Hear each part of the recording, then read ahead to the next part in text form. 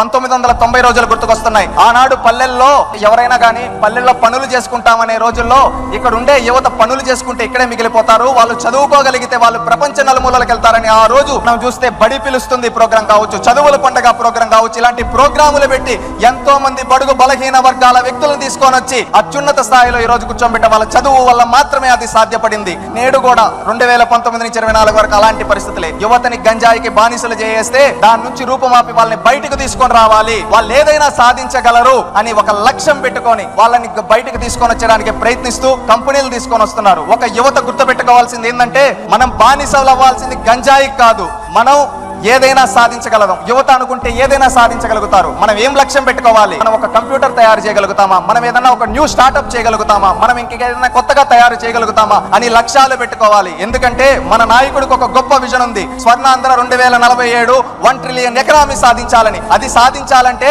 యువతతోనే సాధ్యం. అది యువత ప్రతి ఒక్కరూ అది గుర్తుపెట్టుకొని మన నాయకుడు అడుగుజాడల్లో మన లక్ష్యాలు గుర్తుపెట్టుకోవాలి. మన తల్లిదండ్రులకు మంచి పేరు తేవాలి, మన కుటుంబానికి మంచి పేరు తేవాలి, మన రాష్ట్రానికి మంచి పేరు తేవాలని లక్ష్యంతో ప్రతి ఒక్కరూ పనిచేయాలి. ఆ విధంగా పనిచేస్తే ఖచ్చితంగా మనం అనుకున్న 2047 స్వర్ణాంధ్ర విజన్ లక్ష్యం చేరుతుంది. ఆ రోజు తెలుగు వాళ్ళు ప్రపంచాన్ని శాసించే స్థాయిలో మన నాయకుడు కలగన్న విధంగా మనం ఉంటాం. ఎందుకంటే 2020 సాధ్యపడింది, 2047 కూడా సాధ్యపడుతుంది. డ్రగ్స్ లేని ఆంధ్రప్రదేశ్ గా తయారు చేయడానికి ప్రతి ఒక్కరు పూనుకోవాలి. మనం ఎప్పుడో 1 సంవత్సరమో 2 సంవత్సరాలు 3 సంవత్సరాల తర్వాత కాదు, ఈ సంవత్సరం ఎండింగ్ అంతా 2025 అంతా డ్రగ్స్ ఫ్రీ ఆంధ్రప్రదేశ్ గా ప్రతి ఒక్కరు పూనుకోవాలి. ఇది ప్రతి ఒక్కరు ఒక సంకల్పం చేసుకుంటే అది సాధ్యపడుతుంది. ప్రతి ఒక్క యువత ఆ సంకల్పం తీసుకుంటారని కోరుకుంటూ ఉన్నాను. నేను ఒక యువకుడుగా ఆ సంకల్పాన్ని తీసుకోవడానికి సిద్ధం. నేను డ్రగ్స్ కు బానిసవను, మద్యానికి బానిసవను. నేను ఈ రాష్ట్ర భవిష్యత్తు కోసం పాటుపడతాను. నేను అనుకున్న లక్ష్యాలను సాధించడం కోసం ప్రతి ఒక్కరూ మనం ఎంచుకున్న రంగాల్లో మనం అనుకున్న లక్ష్యాల వైపు ముందుకెళ్తే మనం